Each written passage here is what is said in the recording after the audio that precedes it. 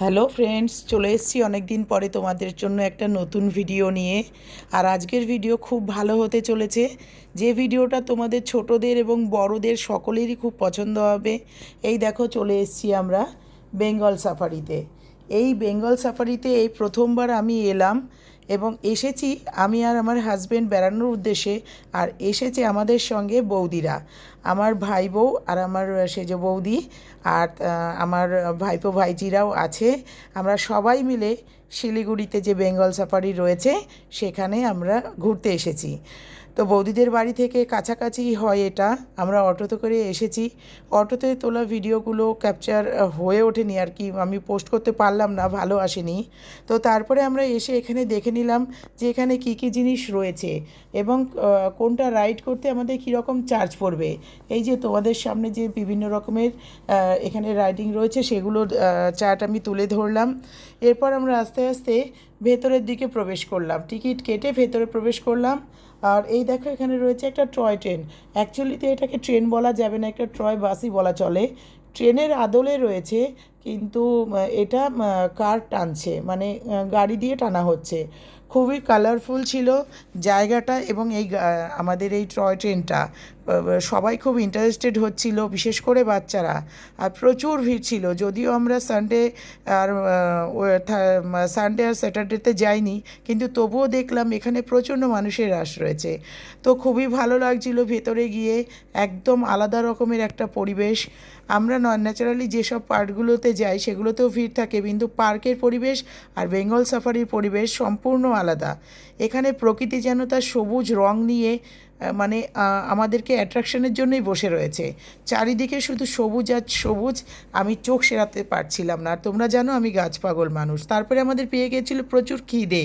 ভেতরে ঢোকার পর একটা ভালো ওখানে খাবারের দোকান ছিল, সেখান থেকে আমরা কিছু খাবার কিনে নিয়ে খেয়ে নিয়েছি। আমরা গাড়িতে বসেও গেছি। আর এই দেখো, আমাদের গাড়ি ছুটছে গভীর জঙ্গলের দিকে। এই গভীর জঙ্গলে যাওয়ার মাঝে অনেক এখানে রেস্ট্রিকশান আছে, যে জিনিসগুলো আমি তোমাদেরকে আস্তে আস্তে দেখাবো এক এক করে। এই দেখো, প্রত্যেকটা পার্টে পার্টে বিভিন্নভাবে এখানে মানে গার্ড দেওয়া রয়েছে এবং এই ধরনটাও একদমই আলাদা। এই দেখো, আমরা একটা গার্ডের ভেতরে প্রবেশ করছি। যে জায়গাটাতে আমরা প্রবেশ করব, ধরো হরিণের জন্য একটা আলাদা জায়গা, ধরো ময়ূরের জন্য একটা আলাদা জায়গা, এরকমভাবে বিভিন্ন জায়গা আলাদা করা আছে। আর প্রত্যেকটা জায়গার মাঝামাঝি আমাদের বাসটা যখন পৌঁছচ্ছে তখন সামনেও একটা গার্ড, পেছনেও একটা গার্ড। মনে হচ্ছিল যেন ওই ভেতরটা একদম সেফটি। এই দেখো কত হরিণ, প্রচুর হরিণ ছিল এবং খুব হেলদি হরিণ ছিল। আমরা হরিণের পরে আবার বেরিয়ে পড়লাম একদম পরের দেখার জন্য, পরের জন্তুটাকে দেখার জন্য। এবার দেখো, আমরা পৌঁছে যাব একটা ভয়ঙ্কর জায়গায়।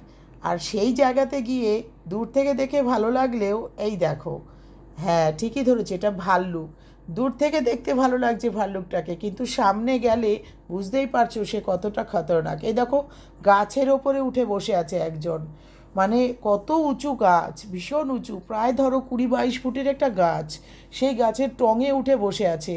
আর একজন রয়েছে এই যে নিচে, সেও কিন্তু একদম পোজ দিয়ে বসে আছে আমাদেরকে দেখবে বলে।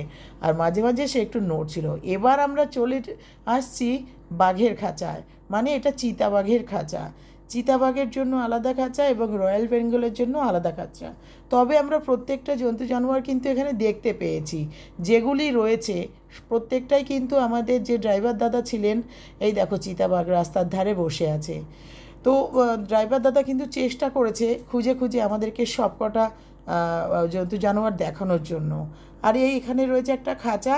সম্ভবত এই বাঘটি একটু অসুস্থ, এর জন্য ওকে একটু আলাদাভাবে রাখার ব্যবস্থা রয়েছে। তারপরে দেখো, আমার ভাইপো দেখতে পেয়েছে সাংঘাতিক জিনিসটাকে।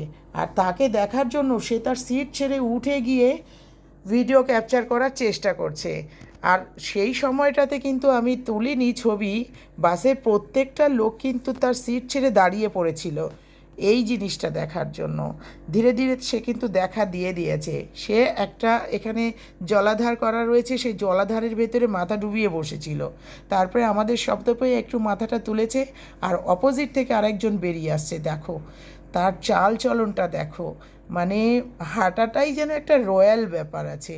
যতই যাই বলুক সবাই, এই রয়্যাল বেঙ্গল টাইগারের হাঁটা এবং তার শারীরিক যে গঠন সম্পূর্ণটাই ভীষণ অ্যাট্রাকটিভ।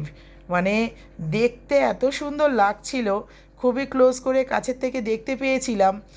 আর মানে সে গরমে আর সহ্য করতে না পেরে সে নেবেই পড়লো তার জলাধারটাতে, এবং জলাধারের জলও খাচ্ছিল। ভীষণ ভীষণ ভালো একটা সিন ছিল এটা। তবে মনে হচ্ছিল তার গাটা ভীষণ স্মুথ, এতটা কাছ থেকে দেখেছি, মানে চিড়িয়াখানাতেও দেখেছি ছোটো থেকে, বাট এ যেন একদম আমাদের কাছের যে আমাদের গাড়িটা ছিল, গাড়ির একদম গায়ের কাছে দাঁড়িয়েছিল। খুবই ভালো লাগছিল, মানে একটা আলাদা এক্সপিরিয়েন্স, একটা আলাদা অনুভূতি। একটা সময় অবশ্য আমার নিজের মনে মনে হাসিও পাচ্ছিল, যখন মানুষের জঙ্গলে বাঘ আসে তখন তাকে আমরা খাঁচায় বন্দি করে রাখি, আর যখন বাঘের জঙ্গলে আমরা গেছি মানুষরা, তখন কিন্তু আমরা একটা গাড়ির ভেতরে বন্দি ছিলাম। প্রত্যেকটা মানুষ আমরা ওই গাড়ির ভেতরে বন্দি অবস্থায় ছিলাম। তো খুবই ভালো লাগছিল। যাই হোক, তারপরে আমাদের ওই ভয়ঙ্কর বন্য জায়গা, যে জঙ্গলটা যার ভেতরে জন্তু জানোয়ার ছাড়া ছিল, সেখান থেকে বের করে নিয়ে আসা হলো। বাড়ানোর পরে আমরা দেখলাম বাইরে আরও অনেক সুন্দর সুন্দর জায়গা রয়েছে ভিজিট করার জন্য। তো আমরা সবাই আলোচনা করে এরকম এই সাইডটাতে ছিল কুমির আর ছিল হচ্ছে ঘড়িয়াল। তো আমরা সেগুলো দেখলাম সবাই মিলে। তারপরে ফটোশ্যুটের প্রশ্ন তো আসছেই, মানে ফটোশ্যুট ছাড়া তো কিছুই হবে না। তো আমরা ফটোশ্যুটও করেছি এখানটাতে। ওই দেখো দুজন শুয়ে রয়েছে জলের মধ্যে। তারপরে আমরা ফটোশ্যুটের মাঝে আবার দেখে নিলাম আরেকটা সাইডে, সেখানেও ছিল কুমির, তারা আবার অবশ্য ডাঙার উপরে উঠে শুয়েছিল। চলো আমরা সেই জায়গাটাও আস্তে আস্তে দেখি। আর এর মাঝে ছিল অনেক গল্প, অনেক রকমের মানে কি বলবো, অনেক রকমের আলোচনা। এই যে আমরা বাঘ ভাল্লুক এত কিছু দেখলাম, আমাদের ছোট ছোট আমাদের মানে পরিবারের সদস্যদের নিয়ে, ওরাও ভীষণ এক্সাইটেড ছিল এটা নিয়ে। তো এটা নিয়ে বিভিন্ন রকমের গল্প আর বিভিন্ন রকমের এক্সপিরিয়েন্স হচ্ছিল আমাদের। আর এই দেখো এখানে কুমিরও দেখছিলাম আমরা, এক সাইডে কুমির আর এক সাইডে ঘড়িয়াল। তো এর ফাঁকে ফাঁকে আমরা অনেক ছবিও তুলেছি। আর এই জায়গাটা খুব সুন্দর ছিল, এই জায়গাটাতে অনেক কিছু দেখার ছিল। আর এই যে এত সুন্দর ঘুরতে এসে এত সুন্দর একটা অনুভূতি হয়েছে এখানে এসে। এর আগে আমি গিয়েছিলাম পেলিং এবং গ্যাংটক, সেই ছবি আমি তোমাদের সঙ্গে শেয়ার করব, সেই ভিডিও। আর তারপরে এখানে ছিল দেখো অ্যাডভেঞ্চার বলে একটা জায়গা ছিল, এটা কিন্তু এই বেঙ্গল সাফারির ভেতরেই। তো এখানটাতেও খুব সুন্দর, এই ওপরে আমরা উঠেছি, এখানে ছবি তুলেছি, খুব মজা করেছি সবাই মিলে। মানে মনে হচ্ছিল যেন আর একটু বেশি সময় নিয়ে থাকতে পারলে ভালো হতো, কিন্তু এটা আমরা 3:30-র সময় আমরা রাইডে ঢুকেছিলাম। আর আমাদের এখানে 5:30টার বেশি থাকতে দেবে না। 5টা পর্যন্ত টিকিট ওনারা দেয়, বাট 5টার পরে ওরা সন্ধে হওয়ার আগে এটা বন্ধ হয়ে যায়। ফেরার সময় যখন আমরা বেরোচ্ছি হঠাৎ চোখে পড়ে গেল আমার এই জায়গাটা। এটা তোমরা জানো আমার খুব পছন্দের একটা জায়গা, আমি নার্সারি ভিজিট করতে খুব ভালোবাসি।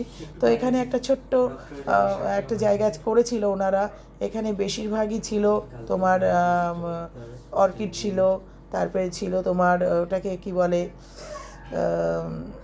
বিভিন্ন রকমের, আরে বলো না, আমি ভুলে যাচ্ছি, এগুলোকে কী যেন বলে, আমি ভুলে যাচ্ছি এই মুহূর্তে, মনে পড়ছে না। তো এই গাছগুলো এখানে ছিল, খুব সুন্দর সুন্দর গাছ ছিল, সেগুলো সব দেখলাম। তবে যেহেতু এখানটায় একদম মানে আমি তো গ্যাংটক থেকে আর পেলিং থেকে অনেক গাছ কালেক্ট করেছিলাম, অনেক গাছ কিনেছিলাম। তো এখান থেকে আমার কিছু কেনা হয়নি, জাস্ট দেখার সৌন্দর্যের জন্যই ঢুকেছিলাম। তারপরে আমরা বেরিয়ে পড়ে এই আই লাভ বেঙ্গল সাফারিতে অনেক ভিডিও করেছি, অনেক ফটো তুলেছি, সব তোমাদের আস্তে আস্তে এক এক করে দেখাবো। তো এই ছিল আমাদের সাফারি ভ্রমণ। তোমাদের কেমন লাগছে জানাতে ভুলো না, আর সবাই সাথে থেকো, পাশে থেকো।